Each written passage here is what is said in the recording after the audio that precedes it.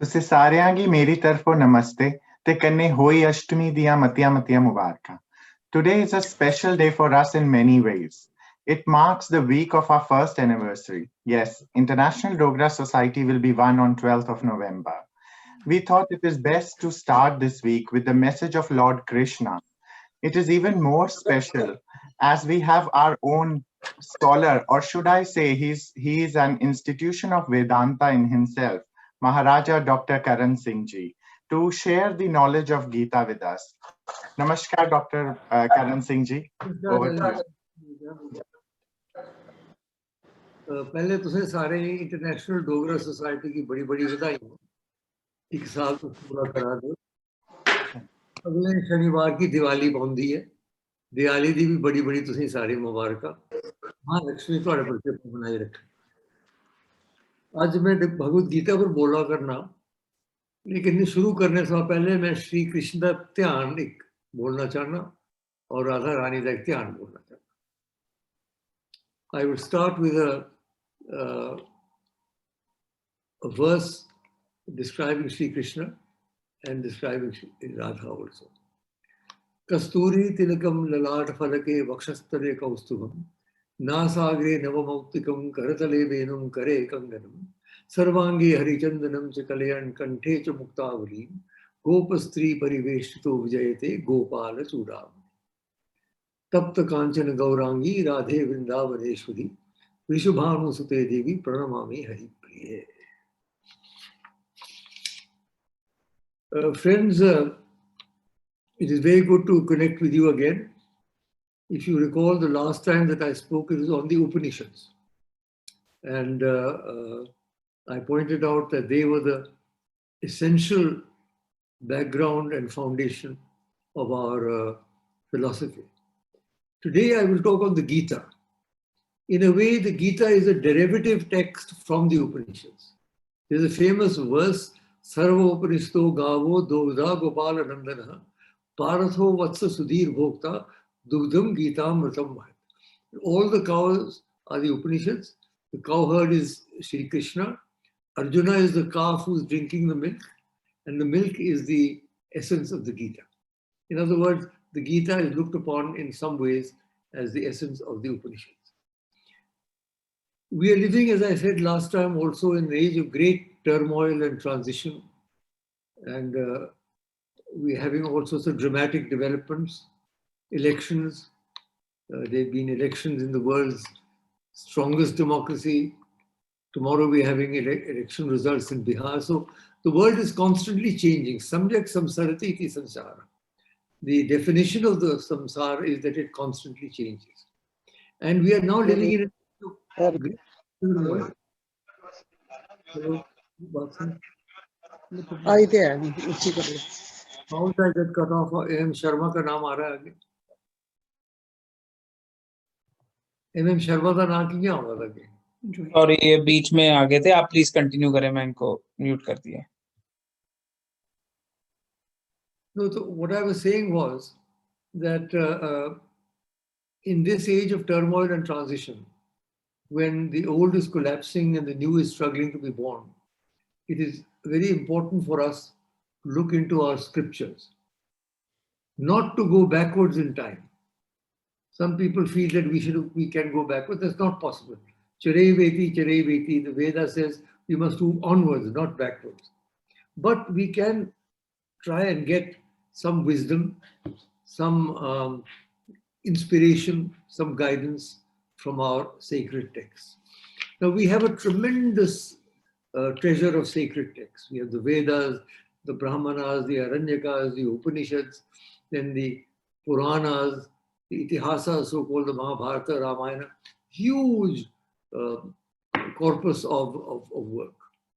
And it is interesting that the Bhagavad Gita is only a very small text. It's 700 verses. It is embedded in the Mahabharata. And what I'd give an example. For example, if you look up at night and you see the stars, which we don't see in Delhi, unfortunately, it's so polluted. I presume you see it wherever you are in London or elsewhere.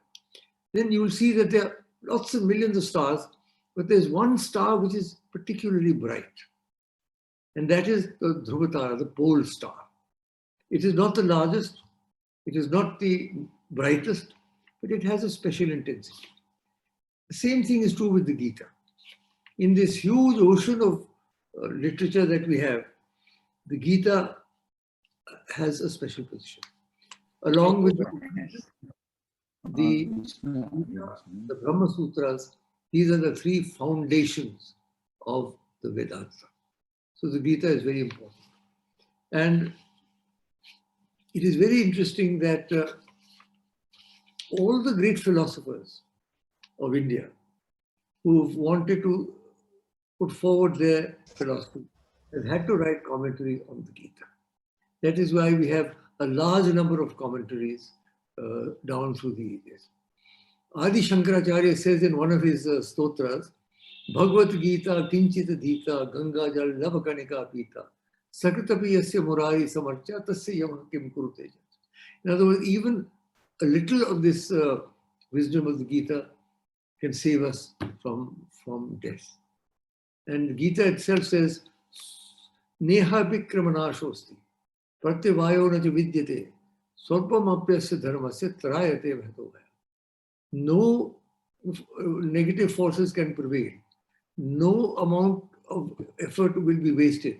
Even a little of the dharma, swarpam apyasya dharmasya trayate bhatovaya, saves us from a great fear. The fear of death, the fear of suffering, the fear, all sorts of fears that we have, but the Gita can save us from that. And the commentaries, as I have said, being written by Shankara, by Ramanuja, by Vallabhacharya, by Madhavacharya, by Sant Gyaneshwar wrote the great Marathi version of the Gita.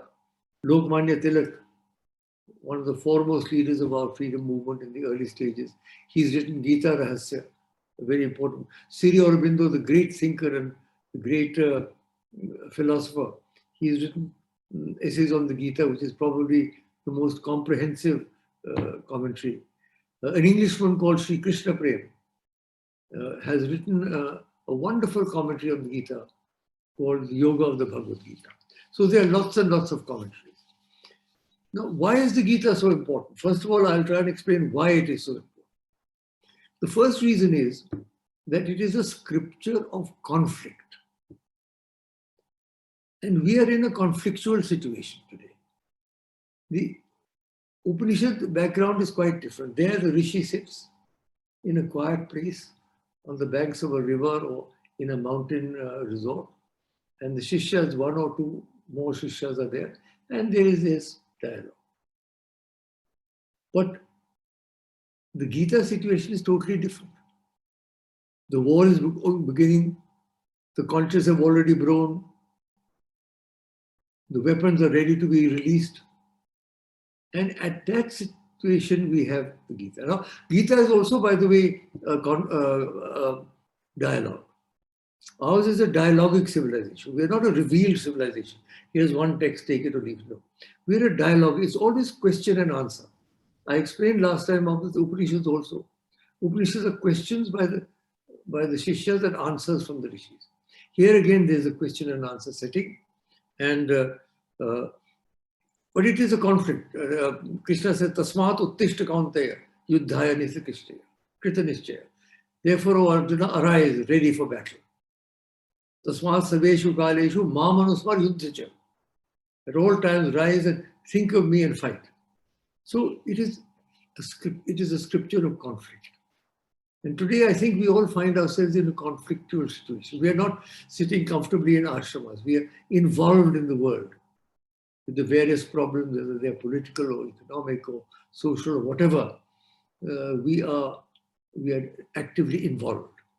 And therefore, it appeals to us particularly today because it is a scripture of conflict. That is the first reason that the Gita is so important and so influential. The second reason is the divine personality of the Guru in the Gita. Every Shastra has a Guru. The Upanishads have great gurus, Yajnavalkya, Angirasa, Yama himself, and so on. Here the Guru is no less Sri Krishna himself. Now, Sri Krishna is looked upon by crores of people as an incarnation of the divine, of the highest divine. And that divine personality of the Gita makes it very important. He's not any guru. Sri Krishna himself descended into the world in order to help humanity. So he could be looked upon as a representative of the great divine Tameva Bhantam Anubhati Sarvam, Tasya Bhasa Sarvam Vidam Vivati. He can be looked upon as the Virat Sarup, which he shows to Arjuna in the 11th chapter. But we come across him as the charioteer. Very important, very significant. Normally, the owner of the chariot is the boss and the charioteer is below him. But here we have a reverse thing. The charioteer is the guru, and the person who's riding in the chariot is the disciple. So he's here, he's physically there. He's not in some faraway heaven. He's not invisible in some mystic situation. He's there, sitting with Arjuna in his chariot. So therefore, I think that it becomes so important, the divine personality of the Gita. He is not only Sri Krishna, he's also there present in the chariot with Arjuna, leading, in fact, he's driving the chariot of Arjuna. That is why it makes it so important, because here we have the divine who is driving us, driving our chariot, who's showing us the direction, because that's what the driver does. So that's the second reason. The first reason is it's a scripture of conflict, and we are in a conflictual situation. The second reason is the divine and unique personality of the Guru, in this case, Sri Krishna. The third reason is the unique relationship between the Guru and the Shishya. You see, Guru-Shishya relationship is always very close. In the Upanishads, the Gurus constantly describe their Shishyas as Somya, the beloved one, the one whom the young people whom they are nurturing. But here in the Gita, there is a very special relationship. And that relationship comes out in one shloka after the Virat Sarup Darshan in the 11th chapter. When Arjuna prostrates, when he comes back into his form, prostrates before him and says, you know, I'm very sorry, I've treated you as a friend. I may have misbehaved with you during when we were playing or when we were on the couch or whatever. He apologizes for that.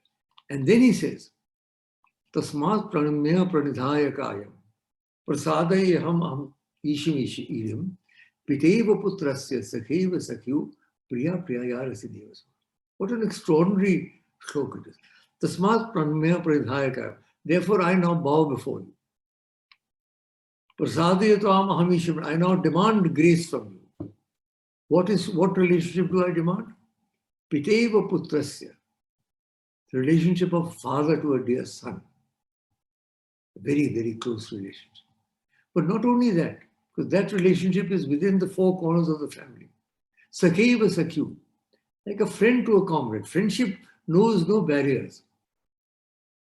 Raja and a rank can be friends. People can be friends across different continents. Somebody can be in the United States, somebody can be in London, can be friends. So, the love of a father for a son, of a friend for a day, but not only that, priya yarsitis, of a lover to the beloved. Now, what an extraordinary relationship. The combined relationship of the love of a father to a son, of a friend to a comrade, and of a lover to the beloved, that relationship Arjuna has with Krishna. I think it is a unique relationship. I cannot think of any such relationship in any other text that I have come across. And that makes it very personal, very important. But that is the sort of relationship we all crave. All the other relationships are bound within various things. But when you have these three relationships, that's all. There's nothing more that you can possibly ask for. So therefore, the third reason why it is so important is this unique relationship of closeness between Arjuna and Krishna, which, as I have said, I think is not found in any other text. And the fourth and final reason why the Gita is so important and so significant is its universal applicability. It is not directed to any one caste, to any one religion for that matter. Yo yatha mam prapadyate taha satheva vyamyam. He says, whoever worships me in whatever way, I bestow my love upon them. This is also a unique thing. There are many religions say, no, you have to worship in this way, otherwise you are not on. But Krishna does, he says, yo yo yam yam tanum bhakta shraddhaya architamo ichchati tasya tasyachalam shraddham tam eva vidhanam. In whatever way people approach me, I strengthen their devotion. This is a very broad, very remarkable thing to say. When he says me, he doesn't mean Krishna, me. He is as a representative of the divine. What he's saying in effect is, in whatever way you want to worship the divine, I will strengthen your Shraddha. It's an astounding statement. And therefore, the Gita has become one of the most influential books around the world, after perhaps the Bible and the Quran, the Gita. These are the three books which probably cover 7/8 of humanity. Now, so therefore, the four reasons, I'll reconnect those four reasons. It's a scripture of conflict, and we are in a conflictual situation. We have the unique personality of the Guru in Sri Krishna, who is the Lord himself descended into the world. We have the amazing relationship between Krishna and Arjuna, the Guru and the Shishya. And we have the universal applicability of the Gita. The fact that he says, whoever approaches the divine in whatever way, he will strengthen his Shraddha. These are four reasons why I think the Gita is so very important for us. Now the question arises, what are the teachings of the Gita? I will come to that now. Again, I'll put before you 4 points regarding the teachings of the Gita, which are significant. The first teaching is the theory of correct action, the theory of karma. There's always, everybody's got a problem. What is karna kya? What should we do? Kya karna chahiye? Should we do this? Should we do that? What decision should we take? What road should we follow? Now, Sri Krishna doesn't give a big list of do's and don'ts. There are no do's and don'ts in this. But what he does do is, he gives one key shloka to Arjuna. Yata pravrittir bhutanam yen sarvamidam tatam swakaramna tamabhyarcha siddhim bindati man. That power that pervades this entire universe, yata pravrittir bhutanam, by one's karma, one should offer one's karma to that, we move towards perfection. So what is he saying? He's saying that whatever you do,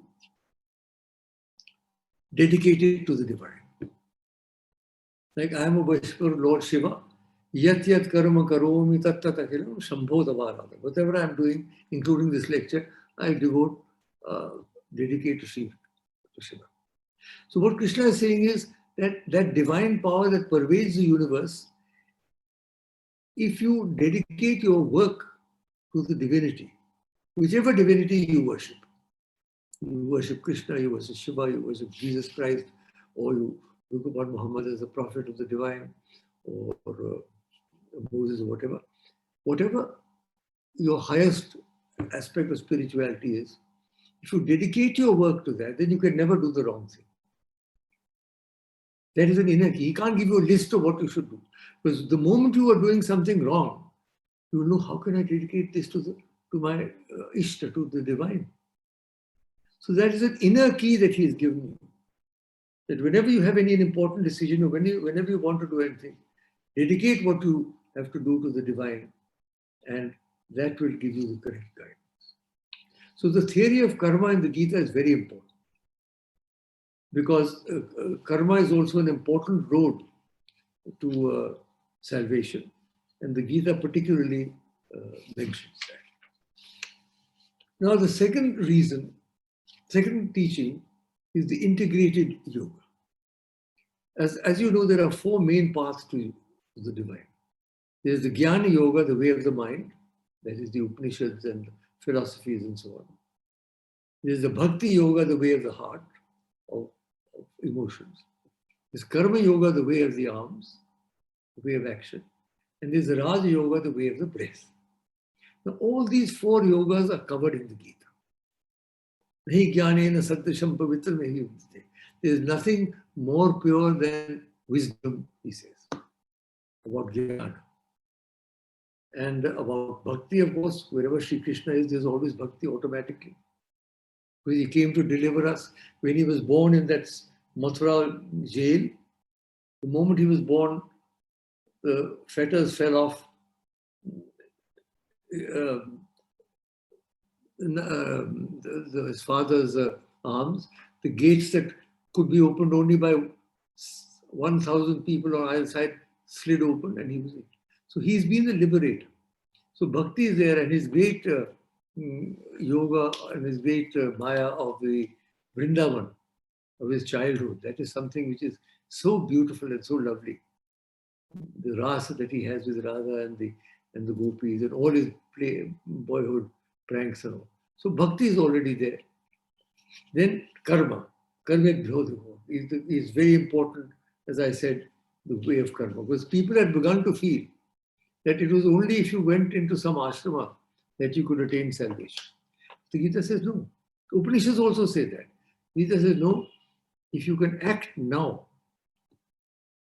action itself can become an important path of liberation. And then finally there's the Raja Yoga. In chapters 6 and 7, if you read, you'll get enough instruction. How you should sit, how you should breathe, and what you should think. And you can become a yogi. He says, tapasvi bhyo deko yogi. The yogi is greater than the tapasvi. Jnani bhyo even is greater than the jnana. Karma bhyo even is greater than the karma yogi. Tasmat yogi bhavashi. Therefore become a yogi. So these four paths of yoga, which are so different in so many ways, and for which there are huge texts, in Gita they are all encapsulated in what one could call an integrated yoga. So the Gita teaches a yoga that integrates the mind, the heart, the body, and the breath. I think that's tremendously important, because we may be following one or more of these paths, but what we need to do now in this day and age is to follow all four to some extent. In the old days, perhaps one was enough, but not now. We're living in such a difficult age, a Kali Yuga. We need the Jnana. We need to be a Jnana yogi to some extent. We should read some of our great scriptures. We need to be a Bhakti yogi. We have to have a devotion to some form of the divine, or even the formless, if you prefer that. And we have to do some karma dedicated to the divine. And we also have to do some yoga at least. If nothing yoga normally is looked upon as being very difficult, and those asana, I'm not talking about that part of the yoga. It's just simply even the breathing.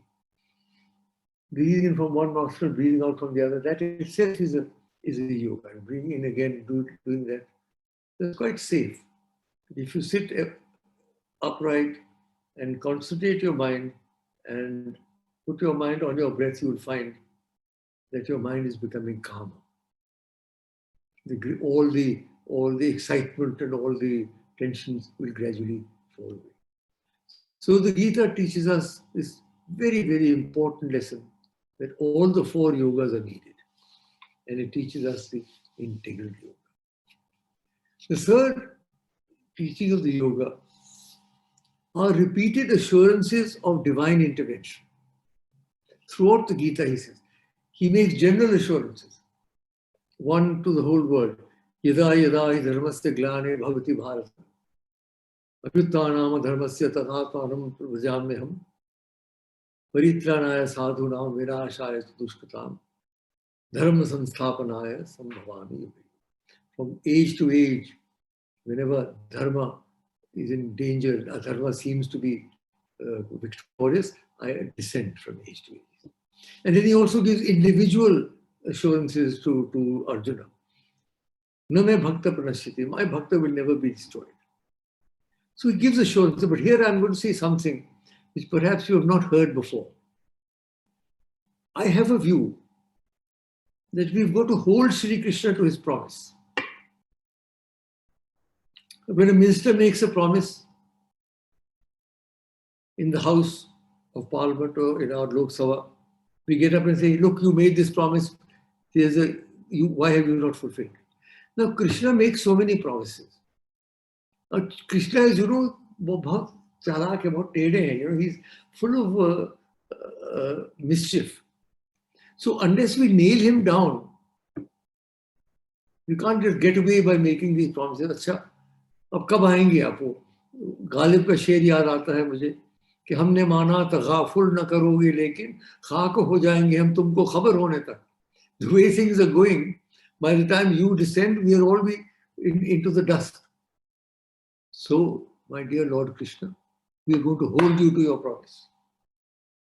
And if there's an aspiration from below, as Sri Aurobindo says, there will be an answer from above. So each one of us has got to hold Sri Krishna to his promise. So many promises he makes in the Gita. He's got to fulfill them. Because we are not just dust to be blown here and there. Each one of us is potentially divine.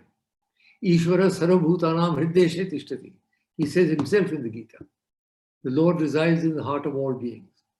Therefore, we have the right to demand that he fulfill his promises. This may sound very radical to you. But this is something I feel strongly. I feel we cannot just accept and say, वाह वाह बहुत अच्छे आपने हमें आश्वासन दिए हैं, लेकिन आश्वासन पूरे कीजिए. So that is the third thing, the repeated assurances of divine intervention, to which we must hold it. I told you the first teaching is the teaching of karma. What should we do with karma? Teaching of action. The second is the fact that it's in an integrated yoga. The four yogas, the jnana, the bhakti, the karma and the raja are combined in the Gita. The third is that all these assurances that he has given us of divine intervention, which are a great source of support to us, but we have to hold him to it. And the fourth and final part of the Gita, of the teaching that I want, is the gospel of total surrender.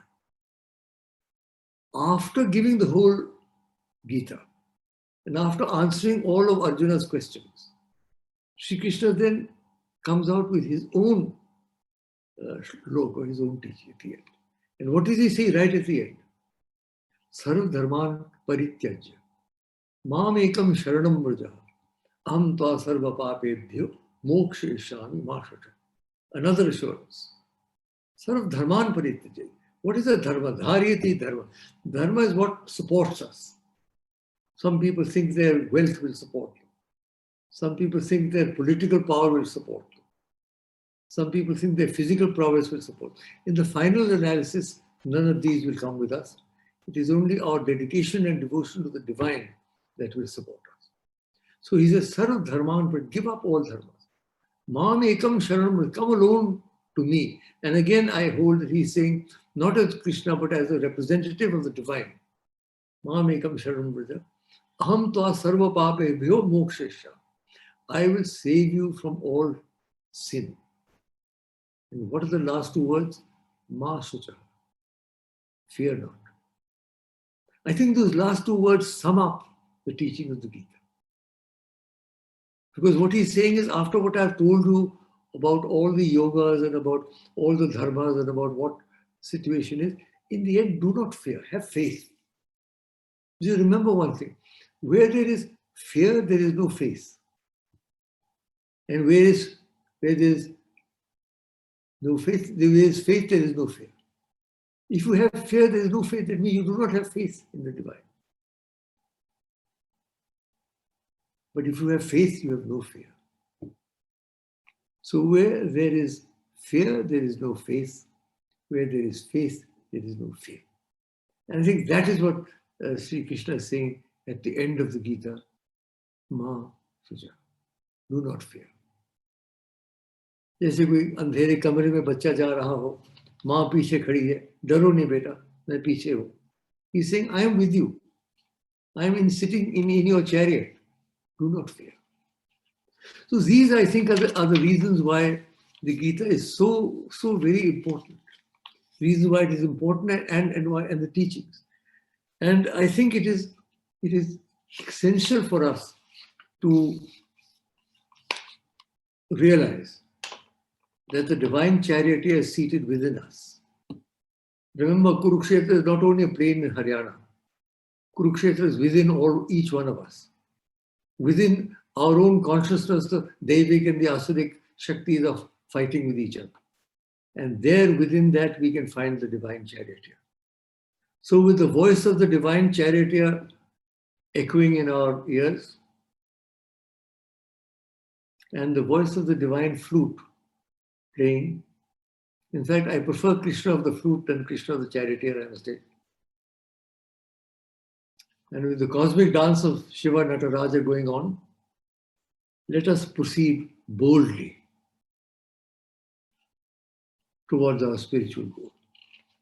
Let us not let negativity overcome us. Let us not let the problems of the world and the difficulties of the world cow us down spiritually. Let us always remember that we are potentially divine. We have the divine within us. Krishna himself has said that in each individual the divine resides. And therefore, remembering our spiritual background, we've got to move forward boldly. That is the message of the Gita. And I'll end with a beautiful shloka.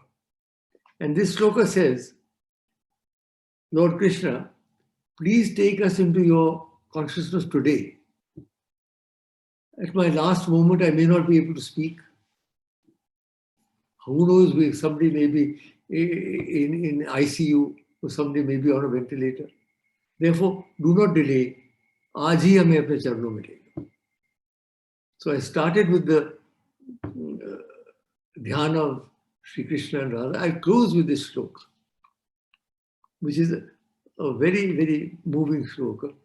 Krishna Tvadiya Padapankaj Panjarante Addeva me Vishadumanasa Rajahamsa Prana Prayana Samaye Kahavati Pitte Kantavarodhana Vidho Smaranam Guru. Thank you.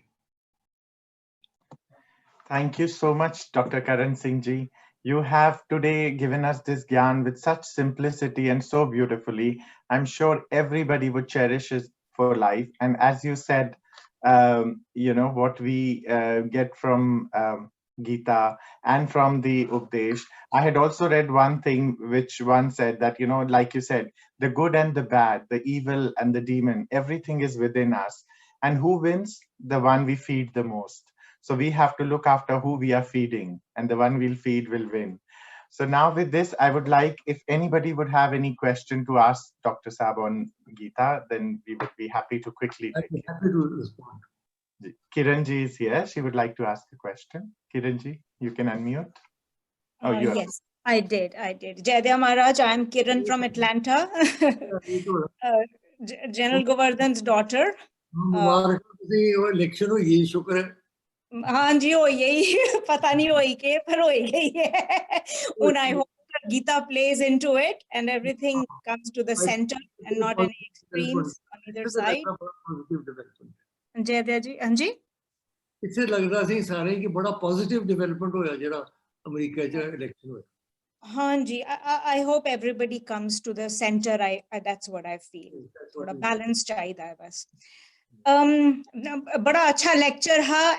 As we age, as I am aging, we are getting more spiritual. I think that is the nature of Hinduism also. You're done with your tasks, you have more time to reflect, and you start looking into what it is that centers you and that grows you in this direction, because it is a peace of mind. This is where you get your solid peace of mind from your faith. So as I have been reading, and thanks to all the Hindi serials, watching Gita and listening to how it all developed, some questions have come up, especially in these turbulent times that we live. जियां तुसें समझाया सारा के उपदेश बड़े अच्छे न, or bade relevant na, and you can apply it to every little task that you think you are doing, and every thought that comes to your mind, you can check it against Gita and know if you've developed your conscience. You have to have a good conscience first. If to tell the right from the wrong, you can tell whether you're on the right track, whether your thoughts are on the right track, let alone your actions. First, your thoughts have to be on the right track. But As in this global world, like Hanji, as your thoughts, so are your actions. yes, yes. But in this global world where we are not living only in the time that Gita was delivered, it was probably all Hindus, all at least in this similar Sanatan Dharam sort of lineage. There's a lot of conflict. Even though it talks about being relevant for everybody, forecasting probably that other religions, other people will come and it will be a time-tested thing. But still, now that we are practically living in this global world with all these religions, all these philosophies, atheists, the where they have no concept of Yes. rebirth, no concept of all this. It's like whatever it is right now, I will do it and get the most. Kamachavi, there is so much competition. Every field you have to it's very stressful for children also. How do you test all that and keep your faith and do the right thing so that you at least don't get annihilated or sidetracked because people that you deal with and cultures that you live in and religions that you they have to deal with, politics, whether it is just how do you find that balance? What you're saying. And I know Mahabharat happened because it was violent and it was needed. I'm But not at sure least all the people involved had some context of what is right and wrong and what is Hinduism and religion. And here we have like. I must totally- take you all into confidence. My name is Karna, so my sympathy is not with the Pandavas. Remember that. I know. I got grave reservations about the Mahabharata, but we are talking only of the Gita now. Yeah. But what you're saying is that living in a totally different environment, where we do not accept something that we take for granted, such as reincarnation and karma and so on. But I think after what you have to do is, you have to stick to your own beliefs and act accordingly. You do not have to oppose anybody's religion because, as you know, as I said last time in the Upanishads, the Rig Veda mantra is Ekam Sat Vipraha Bahuda Vadanti. The truth is one, the wise call it by many names. There are many different philosophies, religions. There's now atheists also. Even in the Vedic times, there was the Charvakas. They were atheists. They said there's no such thing as God. They were also accepted into our tradition. So we do not have to worry about what other people think or do. You have your own beliefs. You stick to them quietly. Do your karma. Do your yoga. And continue with your life. And as you grow older, you're a young woman still. But Lord Shiva, I'll be 90 on my next birthday. So you are my daughter's age. Yes, I hope to follow in your and my father's energy track and not feel old inside. But the question was more not what we believe or what our faith is not going to be shaken, but how to deal practically with all these elements in order to survive, actually have. You have to accept realities. I mean, deal practically, I presume you mean deal with your fellow workers or with your boss or with whoever working with you. I mean, Or communities or, wars, religion, Middle East, whatever. How to... You don't have to get into that. In Atlanta, there must be some Hindu organization, I'm sure. नहीं बहुत हैं यहाँ तो there is more Hinduism here than practiced in India आजकल. You came to inaugurate that. There are hundreds of वो Riverdale temple आप inaugurate करने आए थे. अभी तो Vedic temple, I mean hundreds. यहाँ कुंज है, I don't know, लखनऊ के वो महाराज जी का temple 5 minutes from my house. बहुत कुछ है. That all resources are there. But बाहर जाके you are living in a foreign country, even India में भी एक सिर्फ हिंदुइज्म ही नहीं है, कितनी और हैं. क्या फर्क पड़ता है? Doesn't matter. What difference does it make? How many, wherever we may be. Yeah. So वो एक in your own faith and in your own consciousness, it doesn't matter where you go.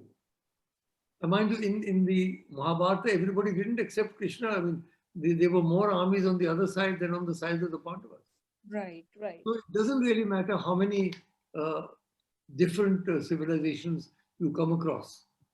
You will have And our faith is that the good shall prevail. So you can try and keep in touch with some Yes. Hindu organization, Yeah. which you have, or some temple or somewhere that gives you a little link and gives you a little self-confidence. That's what I would suggest. yeah. But don't worry about interacting with other. We don't have to have any. So Kamala Harris, I mean, she may not be Hindu, but she's Indian origin.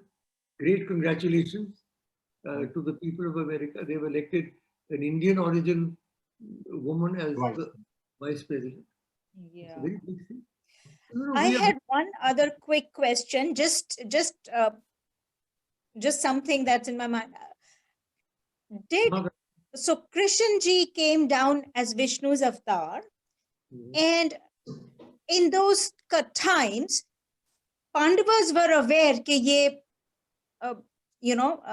higher being है, भगवान है, कुछ है, but was the general people around that time aware कि ये भगवान का अवतार आए हैं जब उनसे डील करते थे, Kauravs for example, या दूसरे, did they know कि ये वो है, या they just thought कि कोई upstart आया है? They didn't think he was a divine. They thought he was a very, very clever, very cunning, he had all sorts of magical powers. But they didn't, for example, when he went into Duryodhana's darbar or Duryodhana's thing, they tried to arrest him at one point. Yes. They showed him this thing. So they didn't know. Only the Pandavas were the ones who were so devoted to him. They saw that in him. He was a god or not, but he was their mentor and guide, and he was very much in their favor, and that's why they loved him. Bas, thank you. Okay. Anybody else? Hadban sir, you have a question? I'll unmute you. Thank you. Sir, I have two small doubts. They have been nagging me for a long, long time. I'm not a scholar of Gita, I must say, confess rather. First, in the first chapter, there are 3 shlokas dealing with the Varnashram. Yes. I think 42, 43, 44 shloka of the first chapter, where Arjun says that this is what we are told, that anybody who violates the dharma of Varnashram, उस कुल में वर्ण संकर पैदा होते हैं. वर्ण संकरों के पैदा होने से कुल का और कुल घातक का भी विनाश होता है और सभी का पूर्वजों का भी पतन हो जाता है. So how is that, sir? Krishna, that was trashed by Sri Krishna. He never accepted that. He did. But in the end, in the 18th chapter, Sri Krishna himself said, he described what are the different dharmas of all these varnas. You see, what he did at that time, remember one thing, that our civilization was based upon the caste system, which is unfortunate. For example, in the same way, the greatest civilization of the Greeks, the Greek civilization, was based on slavery, which is totally, unacceptable today. So it is the fact that there was this caste system there, which was then later became very rigid, very unfair, very cruel.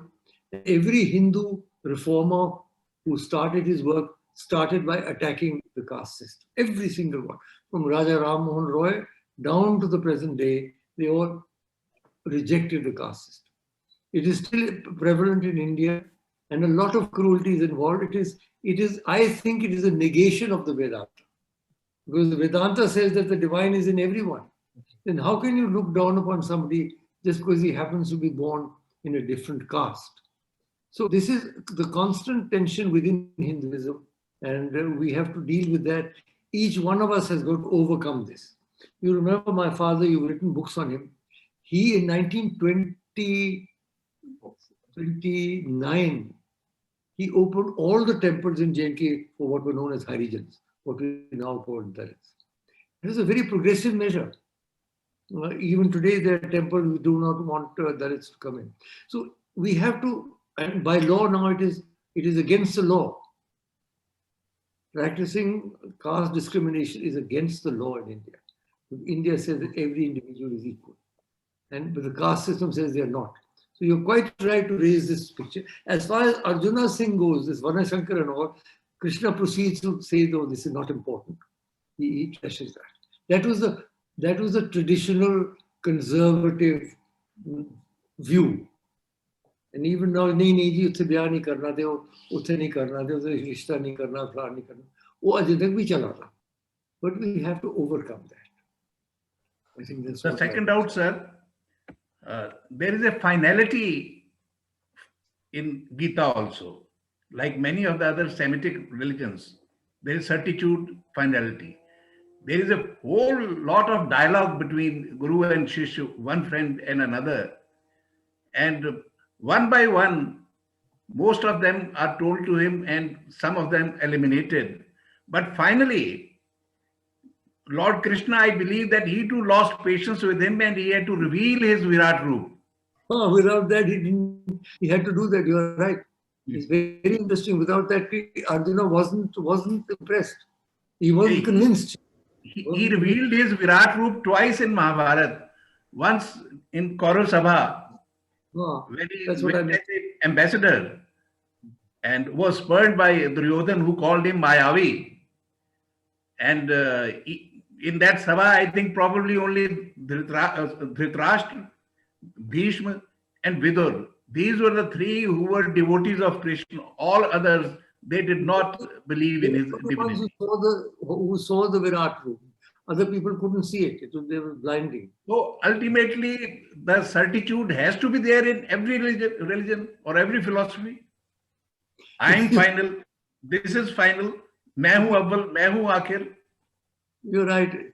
In the Upanishads, there is no such display of spiritual power. That's why I said the Upanishads are absolutely magnificent.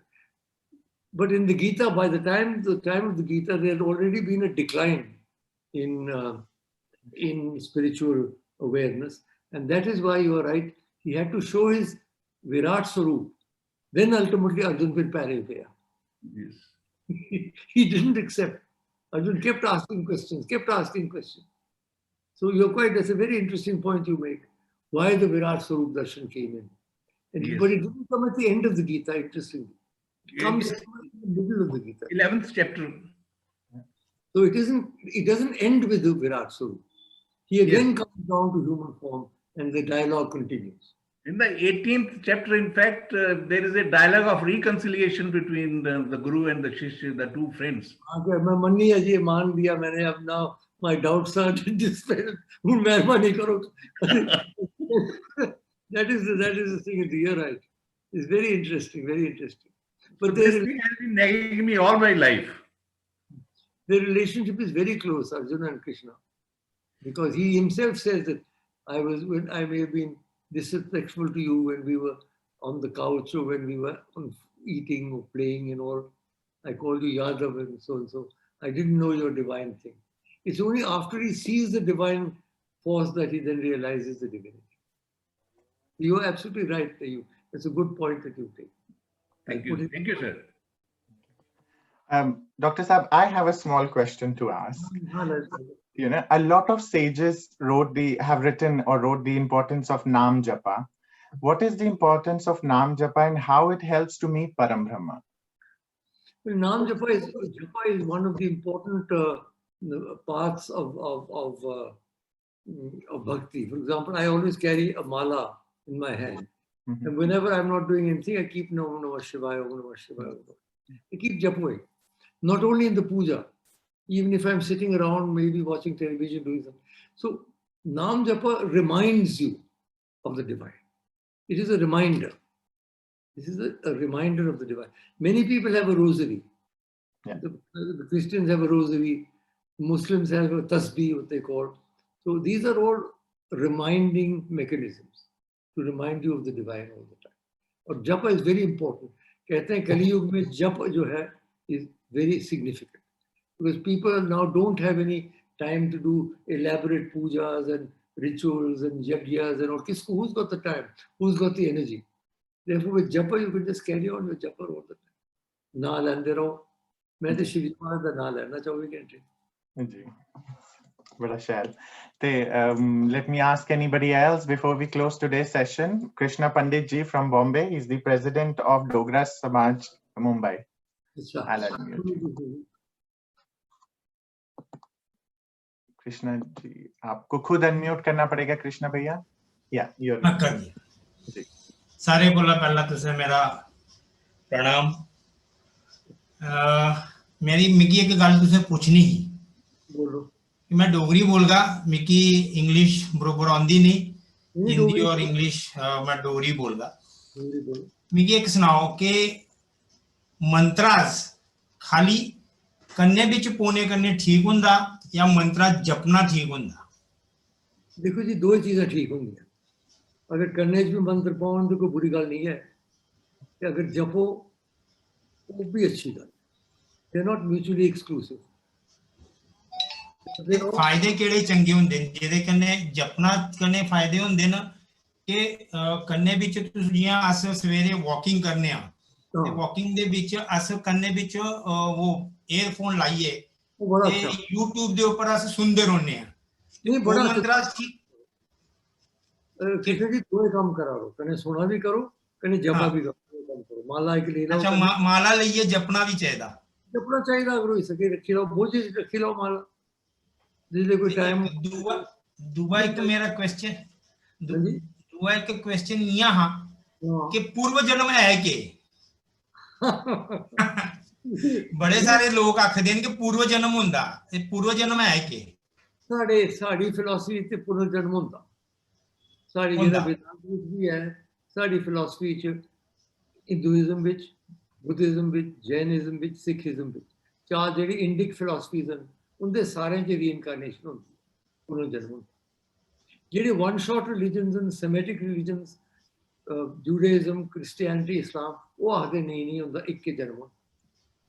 असें ते लगदा कि इन्ना कुछ अस एक जन्म विच कियां सिक्खी सकदे हां. तुसीं जन्म जन्मांतर कोशिश नहीं की जाए कियां करिए. वो आखदे नहीं इक्के च करना. तुसें भाएं 10 साल रहो, भाएं 100 साल रहो, इक्के च करना पौना. These are two different theories. In fact, Indic religion की विशेषता ये है, दो अस पूरे जन्म की मनने और दूआ सारे धर्म की समझने कि वो सारे जेडे असें पुजाई सकते. और कुसै धर्म विच नहीं है. बाकी धर्म आखदे साढ़ा गै धर्म थोड़ा नहीं है. तो साढ़े धर्म पर चल गए तो ठीक, नहीं तो अस थोड़े सिर कट्टी होंगे.